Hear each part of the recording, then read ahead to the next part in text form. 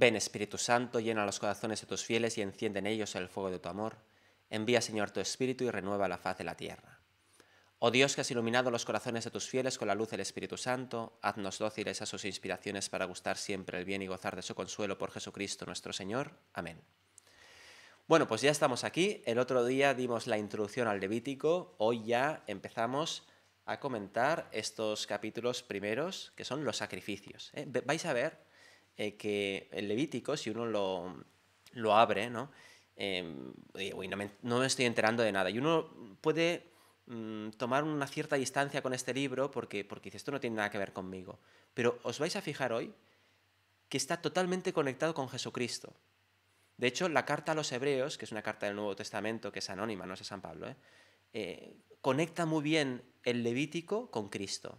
¿Vale? Esos sacrificios son una preparación de lo que iba a venir después con la muerte de Jesús en la cruz.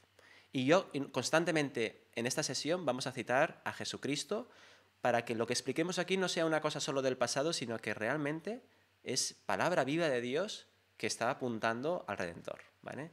Estos sacrificios son redentores. Bueno, hemos de citar, por supuesto, hemos de dar ofrecer una diapositiva que diga dónde tenían lugar estos sacrificios, ¿vale? Estos sacrificios que vamos a explicar ya tenían lugar desde muchísimo antes que se construyera el santuario, pero una vez que se construye, pues tienen lugar aquí, ¿vale? Concretamente, al menos la mayoría de los que vamos a citar. Es decir, el famoso altar de bronce, que es como una estructura, bueno, ahora estoy abriendo los brazos, ¿vale? Pero es como un poco más ancho que mis brazos estirados, y ahí, bueno, pues tenía lugar todos los sacrificios, pues con estos cuernos que hay aquí alrededor, ¿vale? Que se untaba la sangre ahí.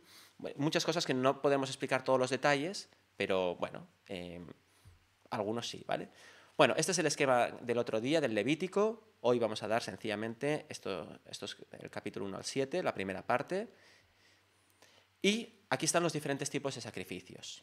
El más conocido quizás es el holocausto. Espera, un momentito, voy a salir un momentito de pantalla por un temilla, un momentito.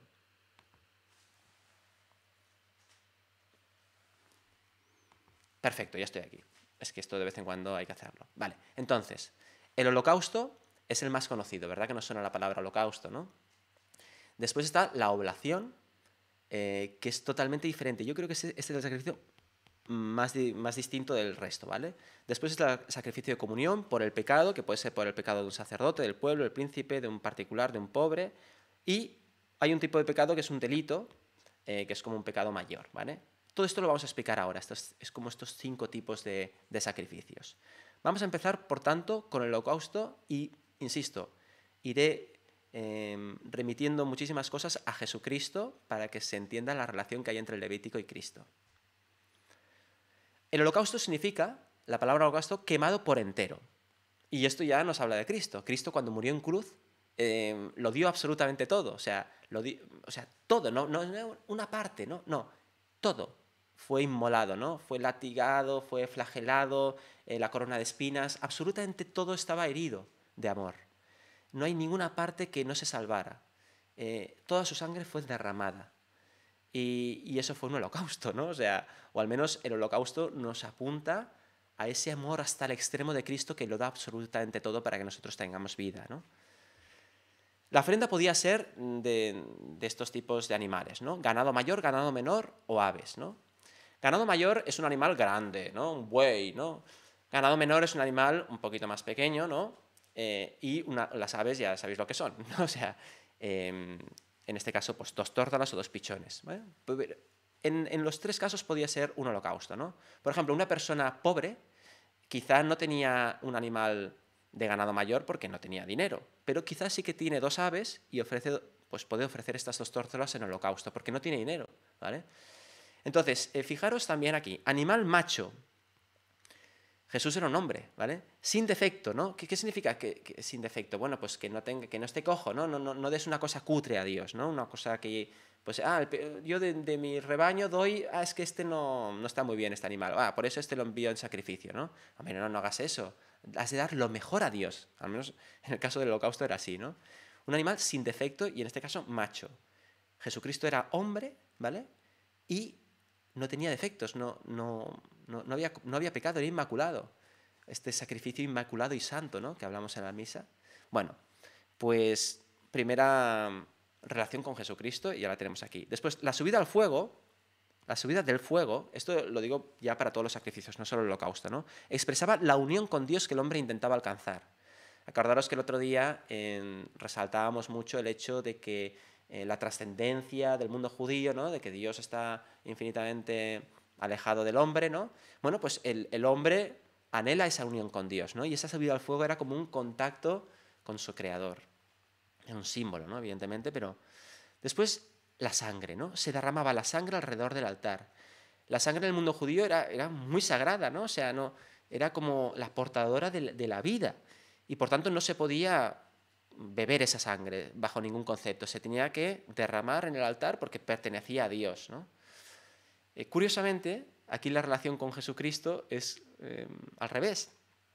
O sea, en este caso no podían comer la sangre, pero Jesucristo da la sangre, o sea, nos la entrega. En la misa bebemos la sangre de Cristo, al menos el sacerdote lo hace, ¿vale? Porque eso es la vida eterna, ¿no? O sea, la sangre es vida, es como la portadora de la vida. Y Jesús, cuando nos da su sangre, y además derramada por entero, lo hace para darnos vida, para la remisión de los pecados. Y en este caso sí que podemos beberla, ¿no? Se nos da como ese permiso. Se solía ofrecer como acción de gracias, ¿vale?, que lo sepáis, por otros motivos también, pero sobre todo acción de gracias.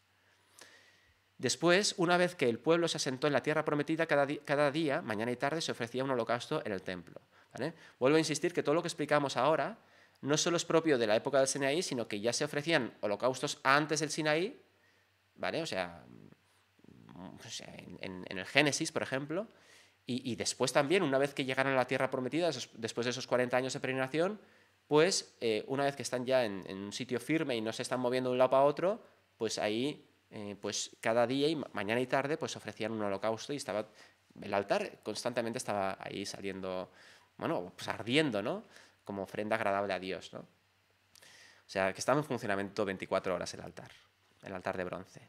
Vamos a por la oblación. Es el sacrificio más distinto de todos, ¿vale?, porque es un sacrificio de tipo agrícola.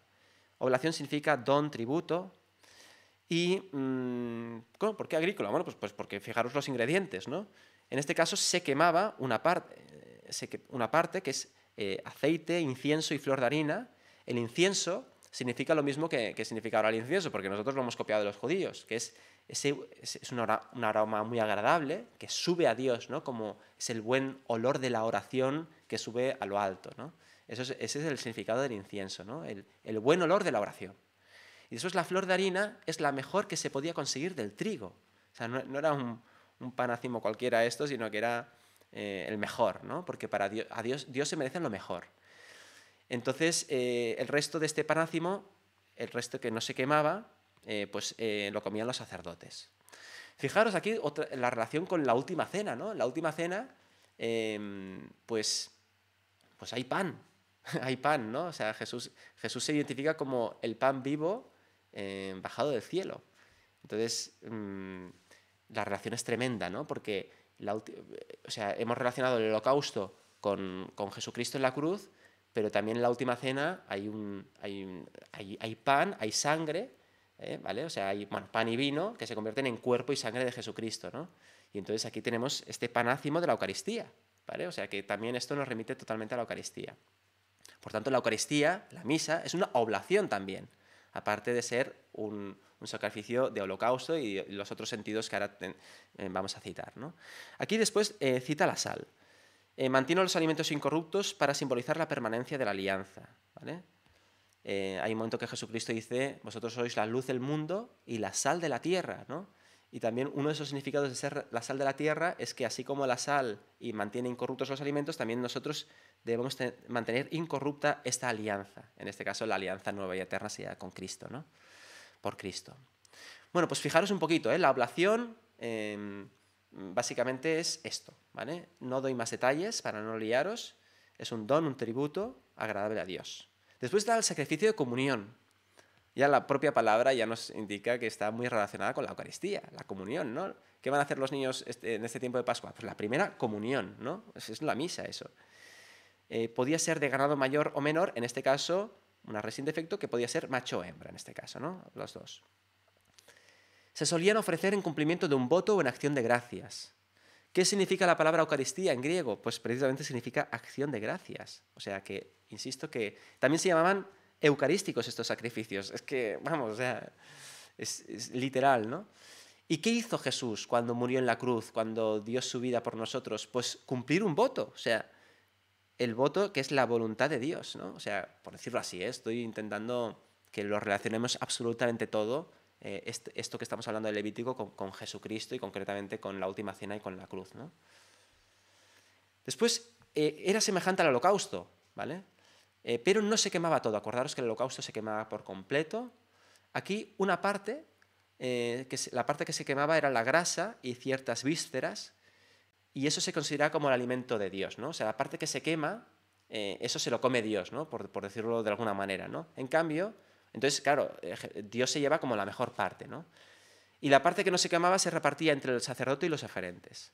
Entonces, esto es una clara alusión a un banquete, ¿no? En un banquete compartimos el alimento. Aquí compartimos también el alimento con Dios. ¿Qué es la misa? La misa es un banquete.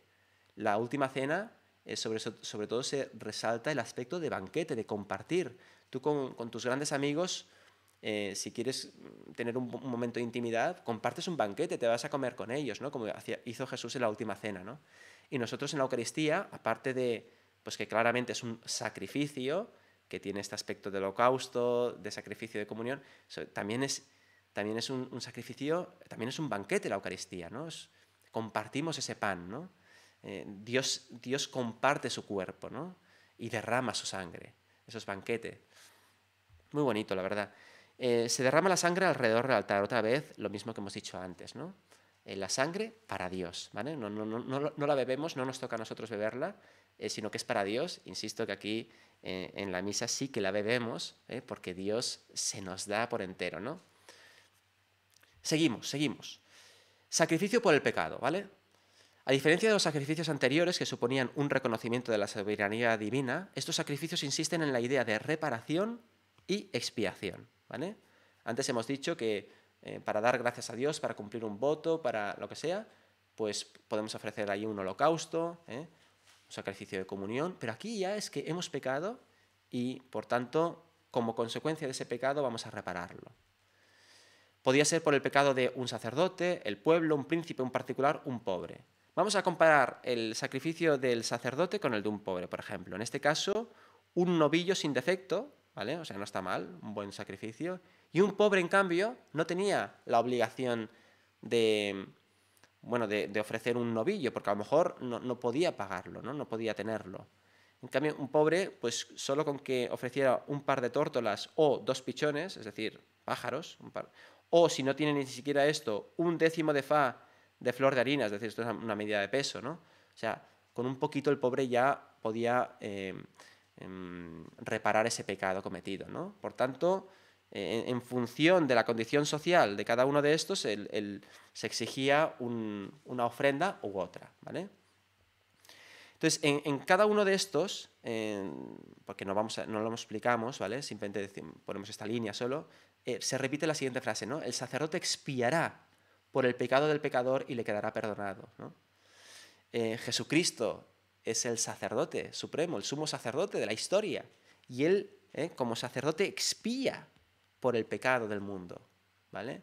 En la cruz, o sea, en la misa, el sacerdote es Cristo, la ofrenda es Cristo y el altar es Cristo, o sea, coincide todo, ¿no? El sacerdote expía, bueno, también hay el ejemplo del cura de Ars, por ejemplo, que ofrecía grandes sacrificios por, bueno, esto es muy famoso, ¿no? O sea, es una cosa bien sabida, ¿no? Por las personas que él confesaba. Él se mortificaba, ayunaba hasta el extremo, él confesaba a una cola larguísima de pecadores, y entonces estaba todo el día sacrificándose por ellos, ¿no? Como buen sacerdote que era, ¿no? Y así y el sacerdote, cuando reza la liturgia de las horas, los laudes, las vísperas, cuando ofrece la misa, también eso ha de comportar un expiar por el pecado del pueblo, ¿no? O sea, el sacerdote, cuando reza la liturgia de las horas, está rezando por el pueblo, es una de las funciones que tiene, ¿no? Bien, pues evidentemente la relación con Cristo es tremenda, ¿no? O sea, Jesucristo murió por el pecado del mundo, o sea, murió por nosotros. Era un sacrificio por el pecado, pues como una casa, ¿vale? O sea, no hace falta aquí explicar demasiadas cosas porque es que murió por nuestros pecados. En caso de que fuera un pecado un poquito importante, o al menos sería delito, ¿vale? Pero ahora explicaremos el porqué. En este caso se ofrece como sacrificio un macho cabrío sin defecto, según la tasación en siglos de plata. Si esto, vuelvo a insistir que no os memoricéis ahora si esto es un macho cabrío o una cabra, da igual, ¿vale? O sea, que os suene esto, que al menos os suenen estas cosas, ¿vale?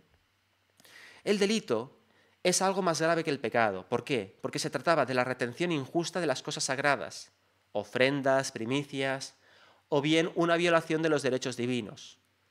Había que restituir el daño que hizo en las cosas santas, que hizo, ¿vale? Pone ahí, en las cosas santas. Y añadir, además, aparte de restituir el daño hecho, 1/5 de ese valor tenías que añadir como reparación, ¿vale? Entonces, yo qué sé, imagínate que alguien entra en el lugar santo, ¿vale? En la tienda de la reunión, alguien que no es sacerdote, pues eso sería un delito, ¿vale? Porque o sea, ¿ves? O sería una violación de los derechos divinos, haber entrado, o imagínate que alguien entra en el lugar de donde está el Arca de la Alianza, ¿no? Alguien se ha escapado ahí, tan pillado, ¿no? Pues esto es un sacrificio por el delito como una catedral, ¿no? Pues habría que reparar eso, ¿no? Y habría que ofrecer el correspondiente macho cabrío sin defecto, etc. Bueno, tanto el pecado como el delito, ¿no? Tenían ambos lugar incluso cuando había ignorancia del precepto transgredido. Se trataba de una culpa legal, no moral, ¿vale? Imagínate que alguien, yo qué sé, ha hecho algo y no se ha dado cuenta, ¿no? De que ha entrado a un lugar que era santo, no se ha dado cuenta por despiste, pero aún así había que repararlo, ¿vale? Y había que hacer todo esto de aquí, ¿vale? Bueno, por último, esta diapositiva final que resume todo. Fijaros que tanto el holocausto que se ofrece por entero, tanto, o sea, que, vamos, como Cristo, ¿no? Tanto esta oblación, bueno, que básicamente es pan, ¿no? O sea, pan ácimo. El sacrificio de comunión, ya la propia palabra lo indica, como el sacrificio por el delito, por el pecado, esto está señalando clarísimamente la cruz, la Eucaristía, como acabamos de explicar con cada uno de los ejemplos, ¿no? Por tanto, el Levítico no es un libro simplemente de leyes ahí que están muertas, sino que todo cobra su sentido, todo lo que hizo Jesucristo en la última cena y al día siguiente muriendo en cruz, si tenemos en cuenta cómo funcionaban los sacrificios del Antiguo Testamento de los judíos, que se explican en los primeros capítulos del Levítico. Por tanto, el Levítico es más importante de lo que nos pensamos. Entonces, que sepáis, no sé si lo he dicho antes, pero hay una carta del Nuevo Testamento que remite constantemente al Levítico y esta carta del Antiguo Testamento se llama Carta a los Hebreos. Es una carta anónima, no es de San Pablo, ¿vale? Está al final de las cartas paulinas, en vuestras Biblias lo veréis. Es una carta muy complicada de interpretar, o sea, de leer, si uno no tiene ni idea se pierde un poco, pero esta carta hay una parte que explica que Jesús es sumo sacerdote, ¿vale?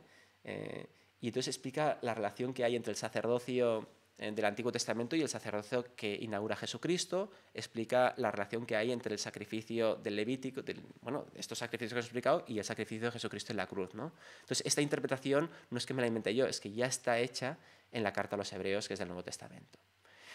Pues creo que no hay ninguna diapositiva más y vamos a acabar con esta pantalla completita. Estamos aquí y, por supuesto, os voy a dar la bendición de Dios Todopoderoso y que sepáis que en Levítico estaremos entre quizá haremos 2 sesiones más o quizá 3, pero bueno, que tampoco nos entenderemos demasiado, ¿vale? Simplemente que os suene un poco todo, ¿eh? Ahora insisto que no os acordéis si era un macho cabrío, una cabra, esto qué era, cómo era, no, tranquilo, que suene el concepto de holocausto, de oblación, de sacrificio de comunión y que todo apunta a Jesucristo, absolutamente todo. Que Dios os bendiga en el nombre del Padre, del Hijo y del Espíritu Santo. Amén. Nos vemos la semana que viene si Dios quiere.